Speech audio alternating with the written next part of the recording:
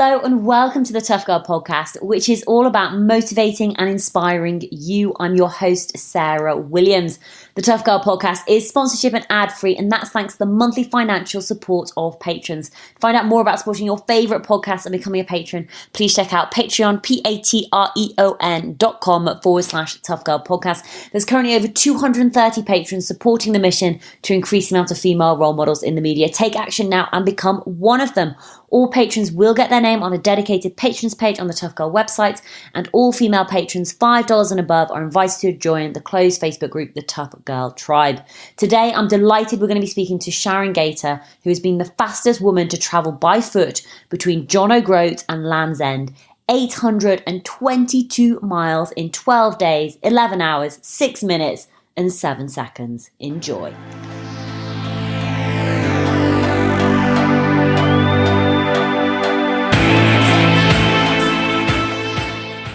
Hi, Sharon. Hi, Sarah. How are things with you? Yep, still pretty tired, I'd say. Still pretty tired. You have done a phenomenal thing. Do you just want to share what big challenge you have just completed? I've just run from John O'Groats to Land's End, which is 822 miles. Wowzers. That is a lot of running. And you also did break the world record, didn't you? Yeah, the existing world record was 12 days, 15 hours and 46 minutes. And I brought it down to 12 days, 11 hours, 6 minutes and 7 seconds. Wowzers, that's absolutely incredible. So we are going to be talking about your amazing run, Le Joggle, the world record. But first of all, let's find out a little bit more about you and your background. So how would you introduce yourself? Well, I'm an ultra-distance runner. I've been a runner for probably 30 years now. And during that time, I've represented Great Britain for 18 years at ultra-distance running. So I've got a little bit of running history to build up to this joggle event. Where did you grow up as a child? Were you running as a child? Were you sporty? Were you outdoorsy? Absolutely not. Complete opposite as a child. I was brought up in Cambridge, very flat. I used to bike everywhere, bike to school because that's what you do in Cambridge. My family were not sporty. My family were, let's just say, not the best of families that smoke and drank, and alcohol played a big part in their lives and not in mine. Leaving home was one of the first things I'd done to get away from the family. So no, I had no sport, no support as a child.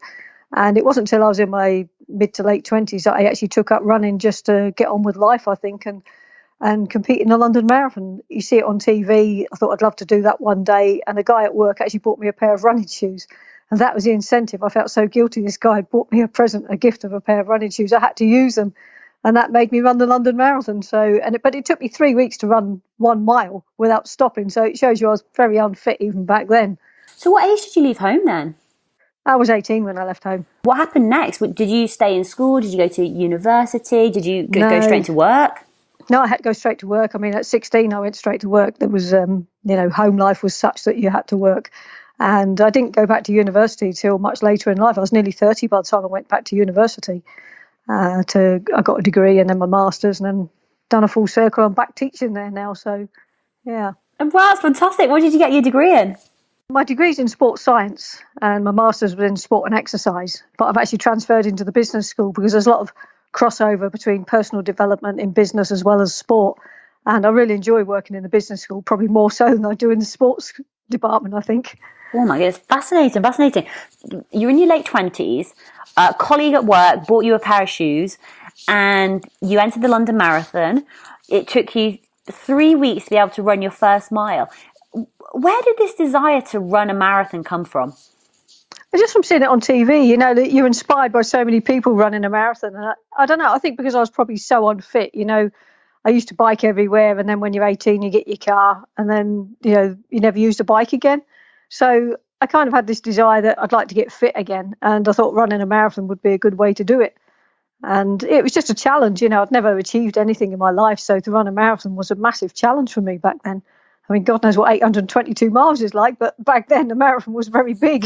Yeah. Was there anything pivotal that happened in your life, like in your 20s, before you decided to get fit? What made that change happen? I didn't have anything in my life. I think that was what the problem was, childhood wasn't pleasant. I wasn't a confident person. I was quite the opposite. I was very withdrawn, very quiet. Nobody really wanted to talk to me because I didn't have a conversation. I didn't have a social life. And I think just running just was a little bit of an outlet, really. And I think it kind of gave me back a life that, it opened up the doors to a life that I didn't know existed, really. And it probably saved me in some ways in terms of, it gave me something to do, a focus, and, got me fit. And people wanted to know, you've run a marathon, you're running the London Marathon. And it was a topic of conversation, and it kind of spiraled from there, really. Because once I'd done the London Marathon, I actually stopped because, the London Marathon was a goal. And once I achieved the goal and I run the marathon, I had no desire to carry on running because I'd achieved my goal. I wanted to run the London Marathon. I've done it. So there's no point in carrying on training anymore.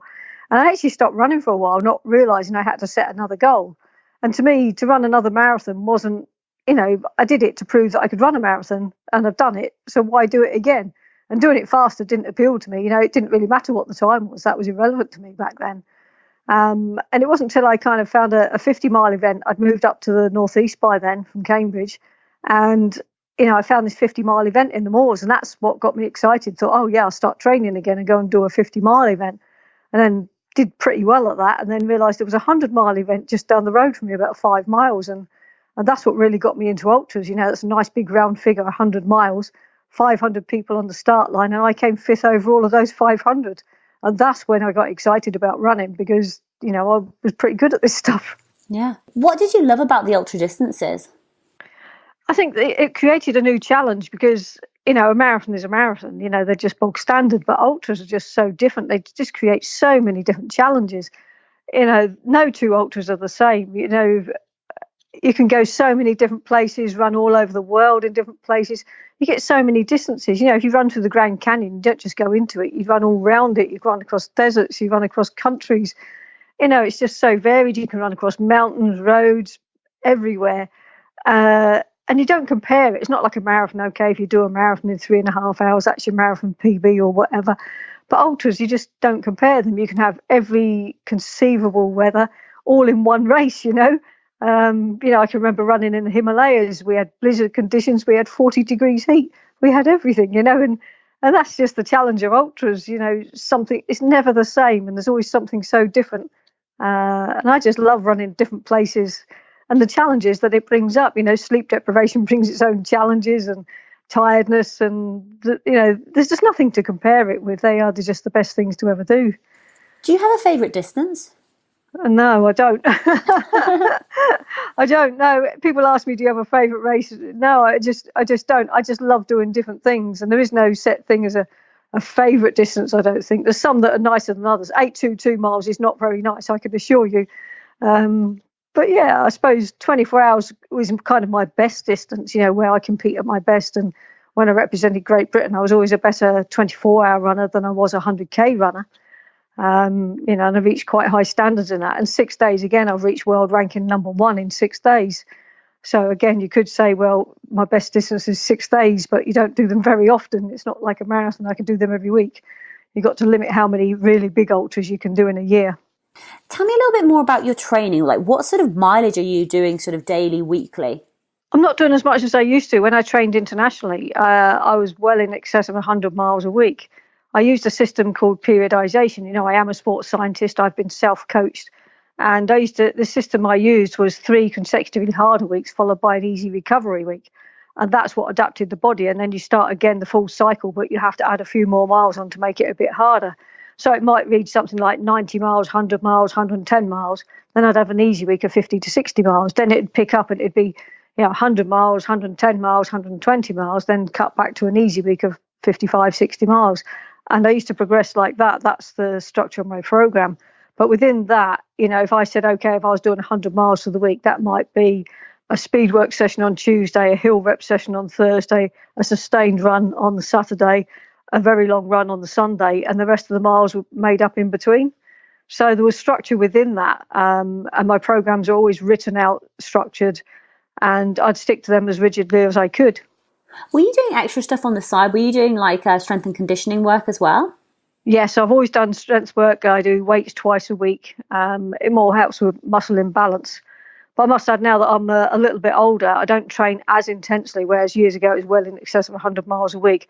I average probably about 80 miles a week now. So it's a little bit less because I am a bit older. The body doesn't recover quite as quickly. So you've got to adapt to, the age you are. And, I don't have to train as intently because I'm not an international athlete anymore. But to break a world record, you still have to train pretty hard to be in good shape to break the world record. Yeah, and also you've actually got that experience as well to back up with, because that obviously, I think with the ultra endurance running, like the experience in terms of like pacing and how you run and race strategy, that you've got so much running experience and there's a variety of different races that you've done that must come into play. How much of a race strategy do you have before you go into a race? Is it sort of quite planned out? Is it more flexible? Do you go by feel? It's very planned out, so there's got to be structure to it. You can't run for 822 miles and not have any idea whether you're going to break the record or not. So it's incredibly well detailed. I mean, there's going to be problems and you're not going to stick rigidly to it, but there's a structure there that you follow as closely as you can until things happen. And then you lose a little bit of mileage here and there, and then you adapt the schedule to where you are at that particular point. And for this particular 822 mile race, I had a strategy all written out in blocks of 3 hours of running. So the plan was to run for 3 hours, then have a short break while I had something to eat, dunk my feet in cold water because I always knew it would be the feet that let me down, and then go again for 3 hours. And the plan was to run for 6 blocks of 3 hours per day, and that left 3 hours for sleeping. And that worked. I knew it would work very well for 6 days. I'd practiced in a couple of 6-day races, and particularly one in Athens earlier on this year, where all I did was a strategy of going out for 3 hours, half an hour break, 3 hours, half an hour break, 3 hours sleep. And it just went like clockwork for 6 days.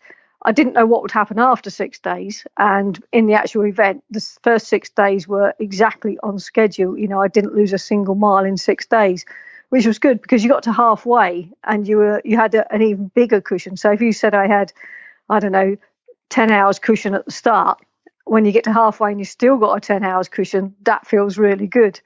But I did eat into it in the second half. Sleep deprivation hit big style.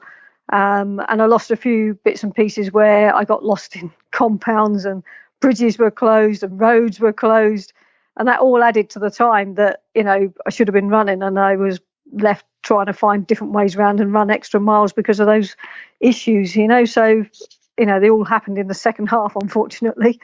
But yeah, the cushion was big enough that I knew I was always on course for the world record, and I never ever doubted that. So when it comes to deciding that you were going to do the world record, was it a case of setting the date and then, say, giving yourself 6 months to train, to plan, prepare? Or how long had you been in training for this event? No, I'd been training for this for 2 years, and more specifically for the last 6 months, everything was geared towards this. But it wasn't a case of me just setting a date, because there's a crew and it's hard for everybody to get time off at the same time. We all work, we all have commitments, myself too, and I was limited to when we could have dates. I actually wanted to do this in June to maximise the daylight hours, but the crew couldn't do June, so we had to go with July. I didn't want July and August because that was the dates when all the kids were on holiday, everything's booked up, the roads are busier. But that's the date we had to go with. So it wasn't my choice, but it was a choice that suited everybody that was on the team. And the team is incredibly important on this. I mean, I'm doing the running, but without them to support me and do the right things at the right time, have the food ready, the record wouldn't happen. So, everyone sees me as the runner that gets the glory, but there's a superb team that really have to work hard behind the scenes for my record to happen. How many people were part of your team? I had 3, 4, 5, 6. It varied because we had, people that joined and people that had to leave. But all the way, there was at least 6 crew members, and we had the odd one that joined and left. So, 6 permanent crew members. Trevor and Linda McDermott, Izzy Wilkinson. My husband Bill was there. He wasn't part of the data collection crew, but he was there to put me to bed, wake me up, make my food, things like that. But he couldn't do any of the record taking, evidence gathering. And then we had Eleanor Robinson, who is a world record holder in her own right, 1,000 miles, and her partner David. But David was just there to look after Eleanor. He wasn't actually part of the crew. So Eleanor was just a runner or a cyclist with me. She didn't really have much to do with the logging of data. She was more of a support role, whereas the other people did everything. Wowzers. Because, like you say, it's a massive team effort. But let's talk about you with the running, 3-hour blocks, love it. You've trialed it, it's worked. What's going through your head in those 3-hour blocks? It's just where I've got to be at the end of 3 hours, and you just focus on that 3 hours of running. You don't think about 822 miles. You don't think about the next day. You don't think about the next block. You just think about that one block you're in, because it's too big of an event to think of the whole thing. You just say, well, okay, if I've got to do 15 miles in this block, you're just listening to your body. Do I need to eat anything? Do I need to put clothes on, clothes off? And you really are intensely focused. I am a very focused athlete, internally focused athlete. A lot of people that do this ask for runners to come alongside to distract them from everything. I don't like that. It's too much of a distraction. I'm very internally focused. I don't need somebody to distract me. I can focus well enough, and people running alongside me and talking to me actually puts me off, and it stops me from focusing. Yeah. Well, those half an hour rest bits that those half an hour sections of rest that you take. What was the routine in those half an hour blocks that you'd be doing? It was pretty hectic.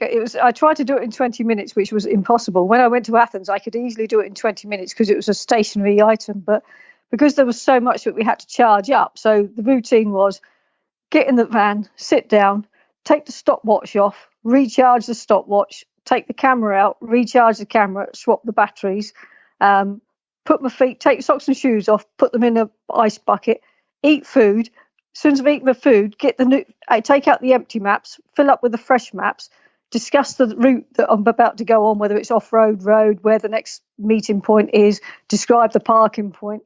By that time, you've eaten your food. It's right, take your feet out, dry your feet, put your shoes back on, then go through the system of, like, we had it written on the wall of the camper, the checklist to go out with, right? Watch back on, switched on, camera back on, switched on, video camera taken of me leaving it with the clock so that we could verify the time. Out you go, off again. But you've got to be that efficient when you're going for a world record, and actually having those things written down to make sure you've covered everything is so, so important. Talk to me about your feet. How do you maintain your feet? Because that's a huge amount of battering. That's a huge amount of miles that they are helping you achieve. Yeah, that's the problem. Everyone thinks, you get tired, it's your legs. It's not. You can train your muscles of your legs, and that's easy. And my legs are fine, absolutely fine. It's just the feet, and it is literally what you say, hammering on the tarmac. You can't train feet for the amount of bashing that your feet get. I always knew that the feet would be the problem that would hurt me more than anything else, and that was always the case. So we knew right from the start. I put my feet in it was a cool box full of ice water, and every 3 hours I did that. Even at the start when they don't hurt, you get them and keep them in good shape by doing this every 3 hours. And it hurts putting your feet in an ice bucket. You try putting your feet in a bucket of ice water. It's not exactly comfortable, but that's what you have to do. And they lasted really, really well. I didn't get many blisters. I got 2 blisters when I was going through Tintern Abbey, where we had one of the road closures where we had to fight around these barriers, which was really uncomfortable on uneven ground. And that's where I went over 3 hours, because it took me an hour to get through this roadblock. And I did 4 hours, and that's where the feet started to deteriorate. And the last 100 miles, the feet were just so tender. And I'm not on about blisters, just the tenderness of the forefoot. Every time you put the forefoot down, it was just very, very painful, like you're pressing on bruises all the time. And that's what the feet felt like. And that's when you finish. It's the feet that are just so tender that you just don't want to walk on them. How do you mentally manage that pain? Well, I think because it was the last 100 miles, you've not run 700 miles to not get the record. So you just block it out. It's there. You can't completely block it out. You just fight through it for the sake of 100 miles to get to the finish line. And each block you get, you're a little bit closer. And that's all you can keep telling yourself, each block I do, I'm nearer to finishing the pain. Yeah. I was saying, one of the things, you talked about being on the construction site and getting like a little bit lost or going in the wrong direction and wasting this time. And I believe I read in one of the documents it's about 3 hours at one point that you ended up lost. And for me, like, my levels of frustration and anger and just like, the rage I would be feeling in that situation, knowing that it's just this lost time that when you should have been out there, just doing what you need to do. How did you manage that frustration? Yeah, I could only blame myself, because I did all the recce, I did all the route, and I actually recce'd this section just 2 months before.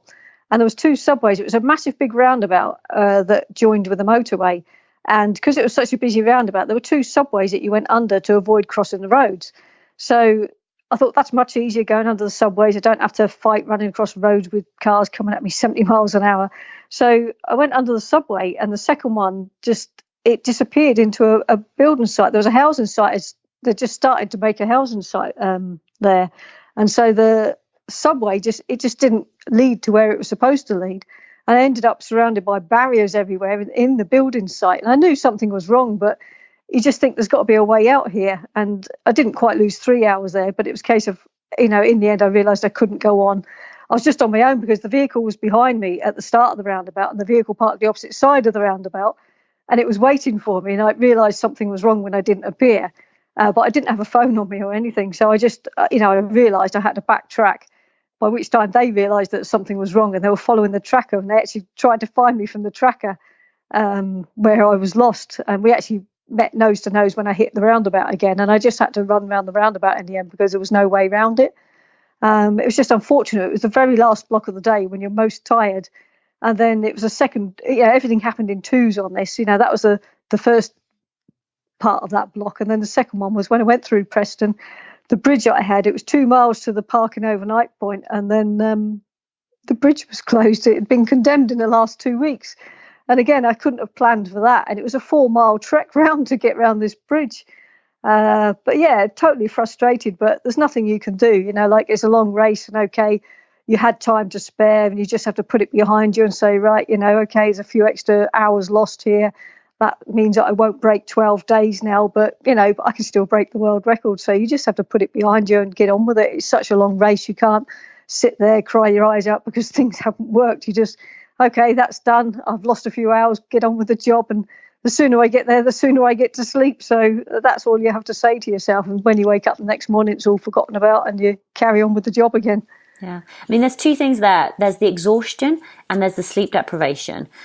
How does your body handle that? Because it's sleep deprivation from my brother and his wife. You've got like 2 little kids. When they're not sleeping, obviously nobody's sleeping, and it's like I think it's like a form of torture. Like not being able to sleep. It's how do you deal with the sleep deprivation and that exhaustion? Yeah, I wouldn't really call it exhaustion. The sleep deprivation, when you get so sleep deprived, you really cannot concentrate. And I hit a new peak of sleep deprivation that I've never experienced in my entire life. I've often experienced sleep deprivation where you start staggering like you're drunk. And I hit that many a time where I was just staggering all over the place. And I knew when I hit them points that I needed sleep, but most times I wasn't too far from sleeping.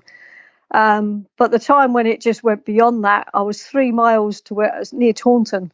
I was heading to Taunton, and I had 3 miles to get to where the checkpoint was going to be to stop. And I knew I was really tired. And I stopped for a toilet stop and said to my husband, I said, I'm really, really tired. I don't know how I'm going to make through this block, but just keep going. And I got out and I carried on, and I knew I was staggering quite badly. And I'd get focused, get running, and then I'd stop for a breather just to walk for a bit. And every time I stopped to walk, I was wobbling more and more. And it came to a point where I stopped to walk and I was really wobbling. And Izzy was on the bike with me. And she was more or less saying, you okay, Sharon? And I was just more or less, I was trying to say, I think I need sleep, but I don't think it quite come out. It was like, I was completely, you're trying to say the words and you realise the words are just not coming out. So all I remember was like somebody grabbing my arm, and I must have been staggering in the road quite badly. So she said, let's pull into this lay-by. So I remember being pulled into a lay-by, and all I saw was the grass. I thought, oh, lovely, I just laid down and went to sleep. And I know I was just so tired, I couldn't make it to the van. So I just laid down, and that was me. And what I was totally unaware of was that a police car had pulled by, obviously seen me laid out on the lay-by. And, do you need some help here? Is everything okay? Oh, no, everything's fine. Sharon, we've got a support crew just coming back. She's just a little bit tired. And he kind of looks at me. Are you sure? It must look so funny. Like, I don't know what time of night it was. I know it was dark. And I didn't even hear any of this. I was just so tired. And the next thing I remember was being manhandled into the back of a van. And it was probably 20 minutes later, they manhandled me back into my van. So I'd been in a different crew van, and then they stuck me in my van, by which point I was freezing cold. And then again, I didn't know what the time scale was, but I remember being pulled up and said, look, you've got to do this last 3 miles because there's a canal down there and we don't want you falling in the canal. But they woke me up and tried to get me going again, and there was just nothing happening. My legs just weren't working. I couldn't focus. I couldn't even see the road. And in the end, I think I just staggered around in a circle, at which point they gave up and shoved me back in the van again, and then got me up at 5 o'clock in the morning, by which stage everything was fine again. I'd had a good 3-4 hours sleep, and it was back to normal again. So, but yeah, that was the worst point that I ever got to. And I'd never experienced sleep deprivation on that scale, where you literally just stop, bonk, and that's it. I'm not going any further. But that was the body just shutting down completely, saying, you've reached your limits of sleep deprivation here. And if you don't sleep, you're just stopping. Yeah. What was the magical moment on the joggle record that, there must have been moments. I know there's pain and there's challenge and there's frustration and there's agony and there's sleep deprivation and everything else that goes along when you're running 822 miles. But what are those magical moments that stand out for you? Oh, there's some hilarious points on it. And it's really the crew, some of the antics that they got up to. They just tried to keep me amused in the way that they could. And they just done things so funny. But one of them was Trevor McDermott. And I can't remember where we were, but it was dark, it was raining, and it was not far from sleep time. And I was just running along the road, and Trevor was walking alongside me in his pajamas in the rain, jumping in the puddles, trying to get the water out the way for me. And it's just, if anyone could have seen us at this time of the night, him and his PJs, like walking along the road, jumping in the puddles in the rain. It was just such a hilarious sight. And, it just tickled me. And other ones were where they were trying to cut the branches down in advance of me coming down, and they got a mop out at one stage to clean the signpost because the signposts were dirty, to make sure I could read them to see where I was going. And they're just some of the highlights, just the funny things the crew done. And occasionally they would jump ahead and they'd go in a pub and they'd get all the people out the pub to come and cheer me on. And it was just, those were the highs, just the effort that people put in. And again, people coming to see you, they'd stand at the side of the road, and God knows how long they had to wait sometimes for me to actually arrive. But they'd stand there and they'd wait and wait and wait till you actually come by, just to sort of have, 30 seconds as you pass by. And I thought that's, so generous of their time, just to stand, God knows how long at the side of the road just to see you come by for 30 seconds, because I'd never stopped for long. So they were definite highs. Oh my goodness! I mean, one of the difficult things that I've heard about when you're doing these sort of multi-day ultra challenges is in terms of the nutrition and feeding your body and making sure that you've got the energy to continue going. How did you manage your nutrition? Was there anything specific that you were doing that you figured out works really well from all of your extensive history of competing and running these types of distances? Well, that was the other reason for running this in 3-hour blocks, because I am the world's worst eater when I'm running. Running and eating just don't go together. And we always knew that if I stop to eat, I'll eat more than if I'm eating while I'm running. And I just can't eat and run, and you get food all over. It slows you down. Try to eat, you drop it all over the place. So it's much easier to stop and eat. And that was the reason for stopping every 3 hours, so that I'd get a big bowl of food inside me. And that's all I had, was a bowl of food every 3 hours. And during each 3-hour block, I would eat a cheer charge flapjack. So these are about 375 calories, just one flapjack, which are really energy packed. But they're just so easy to eat as well. It wasn't, like people think flapjacks are hard, but the cheer charge ones are just, you almost break them up. They're so soft and they're very, very easy to eat and digest. So that was kind of key to the running segment, was eating the cheer charge flapjacks. And they did go down incredibly well. I think I had about 72 of them. So I planned to have one in every single block, and I asked for 72. He gave me 72 and I ate the lot. Good. So yeah. So obviously I have lost weight. It's impossible to put enough energy in. I mean, you've got enough body reserves to go with, but as long as you're putting something in and regularly putting food in, that's all you could ask for, really. I've probably lost about half a stone, which I'm not that big to start with, but, that's not bad. That's not as much as I lost last time. So I did manage my food a lot better this time. I'm sure I ate much more this time. The crew were just tempting me with different foods. That was the other good thing. And there's quite a few people actually brought fresh meals out to us as well. And that made a difference, like having a fresh meal that somebody prepared, and We had an Irish stew, we had a chicken curry, we had meatballs and rice, we had freshly made soup. So yeah, we had quite a few meals that people actually brought to us. Oh, I'd be surprised you would have eaten them. I would have been worried about something not necessarily agreeing because it's different and thinking, uh-oh. Oh, these were friends. These weren't Okay. these weren't ad hoc people that had I would have been worried about those things. But these were people that we knew and had planned in advance to bring us food. And they're people that I've had food from before, so and they knew all about running and what kind of food I'd eat, and they were very, very careful with the food. And that's the reason I did eat their food, because I knew 100% it was safe to eat. Yeah, because when you feel awful if your friend came along with a curry or something, that's like, it. oh, Yeah, God. yeah. No, it was a very mild curry. They knew I wouldn't want anything too spicy, and it was it was nice fresh chicken, nice fresh vegetables in it, and freshly cooked rice. It was faultless. Yeah, yeah. So when you're out there running, in terms of your team and your crew, like, is there specific in terms of, so you said that you're very internally motivated and very internally driven. What keeps you going? Like, I know you're focused, but I'm just trying to.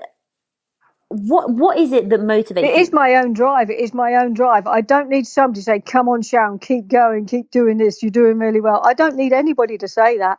I just do it. And I don't do that. I don't moan. I don't groan. Although I'm hurting, I don't moan and groan to people that I'm hurting, because it's my choice to do it. I know it's going to hurt. So them hearing me moan is not very pleasant for them. So I stay as quiet as I can, and I just get on with the job. And my crew know me very well. They know that I don't talk. They know I just get on with the job. A 3-hour block of running, get out, run 3 hours, get back in the van, discuss the next block, do the same again. And I talk very, very little. You won't see me running along the road chatting. I'm just, it's just, you're on a mission is the best way of describing it. And like when I run across deserts, there's nobody there to talk to. You're out on your own, and you're on your own all the way. And this is no different from that. So even though there are people around me, I just treat it as one long race.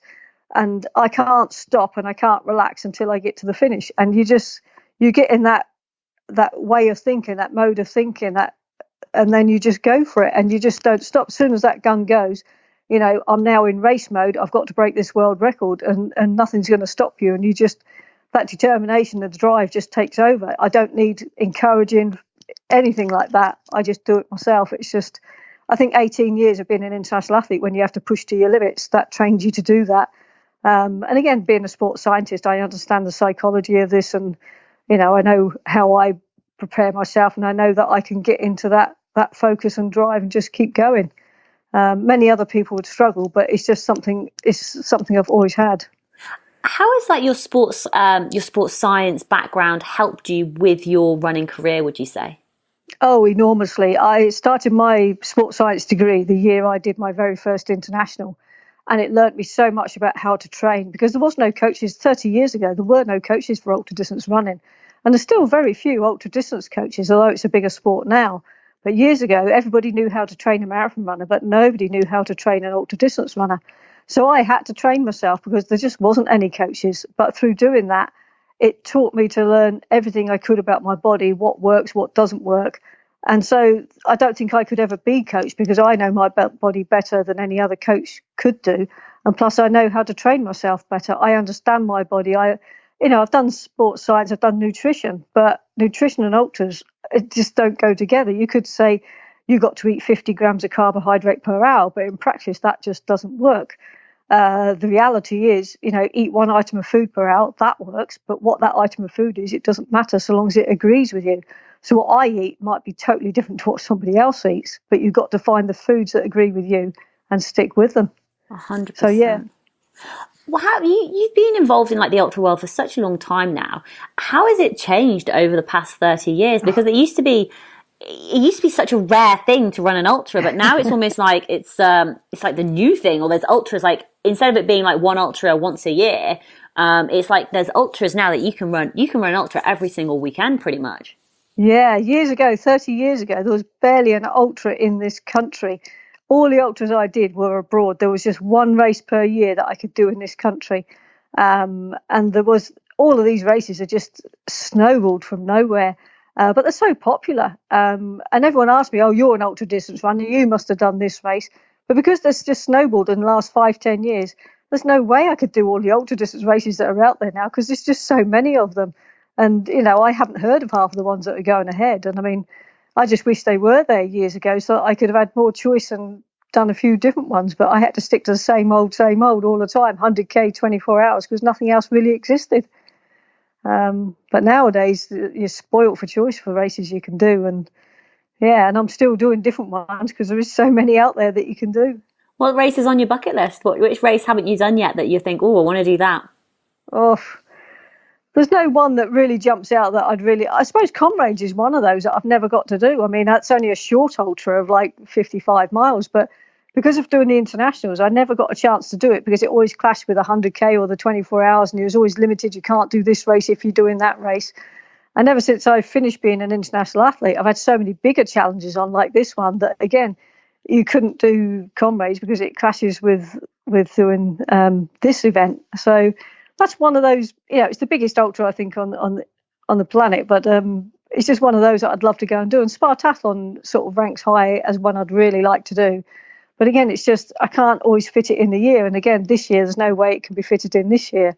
And I've got a few records that I'd like to break. And again, they're priority over races that I'd like to do. But I try to do one, what I call enjoyable event per year. And they're things like running across Iceland in fire and ice, or running across Hawaii in Morna to Morna, running through the Grand Canyon 7 days, running across deserts. I've done the Ocean Floor Race, Libyan Challenge, all things like that. I just love doing Transalpine runs, 7 days running through there. I just feel so lucky to be able to run in those places. Absolutely. How's your body have you ever suffered injury? Obviously, I have had injuries over the years. I've had a few stress fractures over the years, which were, I could always relate to what happened as to what caused them. And I've been lucky now that I've managed to, if you realise what you've done to cause them, then you can prevent doing that again. And I've had Achilles problems over the years that I've managed to fix, hamstring problems over the years. So just various aches and pains. But considering I've had a 30-year ultra distance running career and 18 years at international level, I think that beats just about anybody in the ultra distance world. Most ultra runners, you see them come and go after about 5-6 years, and then you hardly see them again. So to have an 18-year ultra running history with Great Britain is probably one of the longest careers any ultra distance runner has ever had. And the fact is, most of those that once they stop their international career, you don't see them again. Whereas I actually ended my career to carry on breaking world records because it was too restrictive. So, if I'd have wanted to carry on, I'm sure I could have worked a bit harder. But rules and regulations were too restrictive for me. And I thought, well, 18 years, I've done my time. Not that you get any thanks from UK Athletics for 18 years, but Well, you didn't even get a nice watch or something? Nothing. No, nothing. Not even much as thank you for representing our country for 18 years and sacrificing your holidays to come on my world championships. No, nothing. That's very disappointing, I have to say, especially when you're representing the country at such a high level for such a length of time, because I don't think I've heard of anybody doing 18 years, and especially in like ultra distance running and like these 24-hour and 100K races. I don't think there is anybody, is there? Nope. No. But no, there's no thanks for doing it, I can assure you of that. Yeah. You do it for your own pleasure. You do it because you want to represent your country. Yeah. And people always think you're sponsored. I've had to work my whole life through this. I've never been a sponsored athlete, and most ultra distance runners aren't sponsored. So it's not as though I'm unique. It's just that because we tend to be older athletes, people want the young people that are on the track that are in their little crop top and knickers, and not the older people that are running for miles and miles and miles. And that's probably the reason why. Not even for the joggle record? All I had for joggle record was the cheer charge, give me my flapjacks. I had ultra marathon running store, gave me a set of waterproof kit and a new head torch and a new backpack. And no trainers? I got 2 pairs of trainers from Northern Runner but I'm going to write a shoe review for them. Wow. Yeah, that's the full extent of it. That's the full extent of my sponsorship, full stop. Oh my God. So even my crew member Eleanor's just sent me the bill of £700 for the fuel for her vehicle. So yep. It costs money to do these big challenges and to break world records. Yeah. Are you paying through your earnings as a university lecturer? That's right. Yeah, it's coming out of my own pocket. This. Yeah. Wow. Yeah. Wow. But I don't mind it. It's how life's always been. It's nothing new. That's the life. I was talking to Eleanor, who was my crew member, and she said the reason she never got to do this was because of the expense and the amount of people involved, and she couldn't afford to do it. I'm lucky I'm in a position I work and I'm in a position that I can afford to do it. Okay, this is my holiday. So, instead of paying about £5,000 to go on holiday, I spent £5,000 to go and run from one end of the country to the other. And that's my holiday. So that's the way I look at it, and it was my holidays. That was my 2 weeks off. So I went back to work 9:00 Monday morning. I wasn't in a fit state to work in my head, but I attended. I couldn't really call in sick, so I did attend, and I got sent home at 11:30, which I was chuffed to bits with. Yeah, I've just got How do you recover? Like, what's your rest and recovery strategies? Whether that's after training or after the big events that you go and do. Well, I've just done a big event now, and I've got to take it really easy now for the next 6 weeks. That doesn't mean no running. It means nothing strenuous, nothing big. Nothing long. So, you can go for a 3 to 5 mile jog. Not that I've done anything yet. But yeah, you can just run short and easy runs just to keep the circulation going. And I won't do anything hard, nothing above 10 miles in the next 6 weeks. And it's just running how I feel when I feel like it. And as I say, I haven't run since breaking the record yet. I will probably be doing a park run on Saturday because 3 of my crew are Catterick Park Run directors, and they will be back at Catterick celebrating my world record. So I have to make an appearance, and so I'd be very likely be running there this weekend. So yeah, that would probably be my first run out. What did you think about the publicity that you got for completing the challenge? Well, quite honestly, while I was running, I couldn't care less what was happening while I was running. And I kind of got a little bit overwhelmed when I got to the finish and everybody was wanting this, wanting that. And I was just so tired. It was like, okay, I was going through the motions of doing what everybody wanted. And then when I got home and I saw 1,500 emails, it was, oh my God, And then as I've waded through, I've actually finished them today, believe it or not. I've been wading through them. And it's been quite demanding, like BBC wanted me the minute I'd finished, and I think the Northern Echo, within 5 minutes of finishing, I was on the phone to the Northern Echo. But they followed me for my 30-year career, so they were a bit special. And Mike Amos is always very special. But yeah, I've never been inundated with so many media requests in my life. It seemed to really capture the imagination of the public. But I think the tracker does that, when people can follow this little dot down the country. And I think that really gathered interest. Not that I was aware of it, people kept telling me it was, but I just had to keep focus on the run. And when you get to the finish and you see, I couldn't look at Facebook or Twitter or anything like that because I just had to carry on doing what I was doing. And I still haven't had a chance to look through absolutely everything on the social media side. But yeah, it was, BBC World News wanted me, and we were doing live video calls from that. I've got home ITV Monday afternoon. When they give me the afternoon off, I had to have an interview with the Daily Mirror and then went straight up to the studios at ITV. So again, it was a late home that night. The next night was full of newsletters that wanted interviews, and then I went for a meal with Mike Amos from the Northern Echo again. So that's going to go in the paper Saturday. This morning I've had 3 interviews for newsletters. I've got you, and then I've got another podcast at 4:30 this afternoon. I've never had so much media interest in my life, but some of these interviews are for people for mind and for suicide prevention, and there's been invites to people like football clubs to go and do a Q&A time with that. I've got schools that have requested me to go in, but it's all positive. This is what creates a positive image, so I don't mind the publicity, because if it creates a positive image, gets somebody exercising that doesn't exercise, or prevents somebody from committing suicide, or it makes them call a helpline because of seeing this, then I've done my piece. That's my work, as I feel it, to help the world. Yeah. Has it sunk in yet what you've achieved? Not in the slightest. I've just had a long run. I'm just tired from having done a long run, and I'm just going through the motions of answering emails, answering whatever's put in front of me. Can you do this interview? Can you do that? I just answered all the emails, written them all in my diary, and you just don't have time to think. And I think because I'm still quite tired. No, it hasn't sunk in at all what I've done. I've just done a long run and I'm just in recovery mode. I'm sure it will sink in eventually. I know last time when I did it, it took till the end of the year before it sunk in. I went to an awards dinner. Again, it was a a local heroes awards dinner, and I actually won the overall award and got crowned the local hero. And that's the point where I realised that everybody's voted for me. Is a unanimous decision. And I nearly cried my eyes out that night, but there'd been no emotion, even since breaking this record. There's been no emotion whatsoever. It was just relieved I've finished. I broke the world record. Okay, finished another run, back home, back to work, answer the emails, do the jobs, do the washing. I've got a stack of ironing to do now. That can wait a bit longer yet. But yeah, no, it doesn't sink in at all. It doesn't. It's just back to life. Do you ever get like the running blues? Like after you finish like a big challenge, you've been working towards this incredible goal for 2 years. Yeah. You put in the hours, the hard work, the dedication, the commitment. You've broken the incredible world record, and you've ran 822 miles.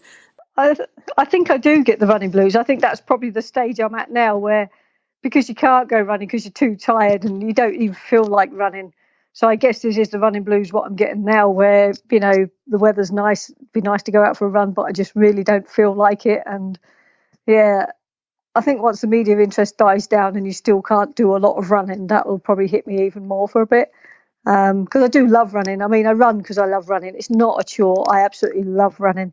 I can think of nothing better than just putting my shoes on and going out. I don't care whether it's sunshine or rain. I prefer the sunshine to the rain, but, even if it's raining, you still get out there and yeah, just the joy of exercise. I'm always more alert once I've done my exercise. I usually run to work. That's what I often do. I work in Middlesbrough, and it's 11 miles there. So my poor students don't get any sympathy if they've played football the night before and come in tired when I've just run 11 miles to work. But yeah, I try to inspire my students. And they did give me when I went in on Monday, they actually had a bottle of champagne waiting for me. So lovely students. Lovely students, absolutely. So Sharon, what advice would you have for other women and girls out there who want to get into running? And what advice would you have? Well, it's the hardest thing of running is actually getting started. Once you can run, it's actually easier. It's like me years ago. Those first miles, to run 1 mile, was actually incredibly hard for me. And I appreciate that anybody that starts running, that first mile is still incredibly hard. It's something you have to persevere at to start with. And that's what you've got to do. Take it in small stages. Don't go too ambitious to start with. Set small goals. And these Couch to 5K things, absolutely brilliant. And parkrun, parkrun didn't exist years ago, but it's such a supportive community as parkrun, where, it's not a race, and it's like people at the back, they can walk it, and eventually you start running it. And that's the way to start running, is go and do a parkrun, go and experience it, walk it, and then try running a little bit and eventually run a 5K, and that's the way to start running. And the community really, really supports you. It doesn't matter. You don't have to be the front runner. The back runners get just as much support as even probably more support than what the front runners do, because everybody can cheer the back runners on and support them in. So that would be the way forward, is to go and do a park run. Absolutely. So Sharon, what I want to do, I'm going to mix it up a little bit now. I've got a couple of quick fire questions to ask you. So my questions will be quick fire, but it doesn't necessarily mean that your answers have to be quick fire. Are you ready? Go on then. Are you a morning or evening person? Morning. What time does your alarm go off? 6 o'clock. Ooh. Are you tea or coffee? Tea. Particular type, particular brand? Nah, very weak, horrible dishwater tea. Love it. What book are you reading at the moment? Don Ritchie, The Stubborn Scotsman. Ooh. Do you have a favourite movie or film? Time of Your Life. What was that one? The Time of Your Life. Dirty Dancing. Ooh, that, okay, yeah. What about music? What type of music do you like to listen to? I don't really listen to music. Okay. What about favourite kit? Do you have any favourite kit or gear that you like? Oh, I love my Ultra shoes. I only had 2 pairs of shoes on this, and I never had to change into a bigger size, smaller size. I wore my Ultra shoes throughout. I always have a favourite T-shirt. Certain T-shirts always fit better than others, and it doesn't have to be an expensive one. But I have my favourite T-shirt that I always wear. Yeah, and that's about it, yeah. Are you mountains or beach? Mountains. What about your favourite food? Oh, Italian. What's next for you after you've done your rest and recovery? Anything big happening in 2020? I have, yes. There will definitely be a world record in 2020. I have a choice probably the world record will be 1,000,000 metres on a treadmill because it's much easier to organise and it's stationary. 1,000,000 meters? How far is that? That's challenging, hasn't it? 1,000,000 metres is 1,000 kilometres, which is 625 miles. In a certain time period, or what's the record you have to break? But I want to do it in 8 days. That's my goal. I get given 12 days to do it, but that's the time frame I want to do it in. Because did you hear about, oh God, I know him as Anna McNuff's boyfriend. Yep. Adventure Man, Jamie. Adventure Man. Yes. Yep. Would you ever consider it? Because I can't, did he do 830? Oh, wait. There's a penny dropped, has it? Well, yeah, I'm just thinking, hold on. If you can do 822 miles, the joggle, you could probably do, it's so easy to talk about, isn't it? Oh, you can easily break 800. You could break that world record then, maybe. That was my world record he broke. He broke your world record. Oh. Has that annoyed you and has made you think, right, do you know what? That doesn't annoy me. No, I did 7 days on a treadmill, and when I did it, I broke the women's record by 100 miles and the men's record by 50 miles. And men all over the world have been trying to break that back, and I knew it would go very soon. I mean, it's been held since 2011, and I'm surprised it lasted this long. So, yeah, he broke it by a few miles, and I mean a few miles. I did 817 miles, and I think he did 820-something. So it's only a few miles extra. But when I was doing my record, I was being tested at university. Every 3 hours, I was having 3 lots of blood taken out of me. I was being measured and weighed and everything else. And I was actually quite ill before he actually started it, and we nearly didn't go ahead with it. So when I did it, I wasn't at my fittest, and I still added that to it. So that's why I was surprised it's taken this long for anybody to take the record. But having said that, I mean, it takes a long time for records to be ratified. It's like my world record. This won't get ratified for at least 6 months, and I'm assuming Jamie's record won't be ratified for a good 6 months. So you have to wait till they're ratified. So I will upgrade that 7-day record en route to taking it for 8 days for the 1,000,000 metres. So that's the plan. And I know there's another female that's planned to do the 7 days on a treadmill later this year. So again, I'm going to wait till after that's happened so that if it is any higher, I've got something to aim at. So yeah, I still hold the women's record for that. You know, the Guinness World Records, when they sent my certificate, they didn't send it as an overall certificate. They sent it as a female record. But the female record was better than the men's record. So I actually still do hold that 7-day record. It's just that Jamie's now got the men's record and overall record, whereas I held the women's and overall. So, yeah, it was my record to start with. Oh, amazing. Sharon, I'm incredibly excited about following along with your world record breaking journey as you continue smashing records left, right and centre. But Sharon, how is the best way for people to find out more information about you, to follow you, to support your journey? Well, obviously I am on social media. I'm not the biggest fan of social media. I do the essentials on it, but I have a website that I update once a month, which is sharongayter.com. Obviously, I'm on Facebook and I'm on Twitter, and they're probably the best places to follow me. And when I do the big events, obviously the crew do all the social media stuff for me, which I'm very grateful for because I could not do it. And that's what I think what's made this such a big event, because they've really kept you updated on all the highs and lows of what happened with Sharon Gayter on the road, or collapsing in a heap or falling asleep on the road. But, it's an honest account of exactly what happened. So, and that's the way I like it to be reported. There's no hyping up, if that's what I've done, that's what I've done, So, yeah. No, absolutely fantastic. And it's I love that because it's just authentic. It's like, this is what happens when you run like hundreds of miles. You would decide to have a little sleep on the nap curb. on the side of the street, yeah. Yeah, it's not a problem. I've done that on a night out occasionally, falling asleep in a bush. So, it happens to the best of us. Oh, Sharon, thank you so much. You're an incredible role model. Amazing career. I love what you're doing. Please continue. It'd be amazing as well to catch up after the next world record you break, because I know there will be plenty more coming through. Thank you so much. Okay, thanks very much.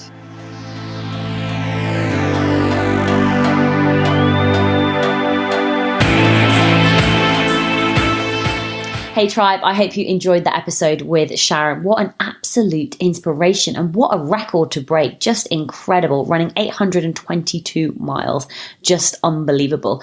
Everything that we've talked about today is available in the show notes at toughgirlchallenges.com, so please do go check it out. I just want to give you a couple of other podcast episode recommendations. So if you enjoyed hearing Sharon, then you're definitely going to enjoy hearing these episodes. So Sharon talked about beating the previous record. Well, the previous record was held by Mimi Anderson, who who's an endurance runner and multiple Guinness World Record holder. So we spoke to Mimi in December 22nd in 2015, and Mimi shares more about some of the various challenges that she's done and also talks about that world record. So that's incredibly interesting to go and listen to. Towards the end of the conversation as well, we talked about the treadmill running.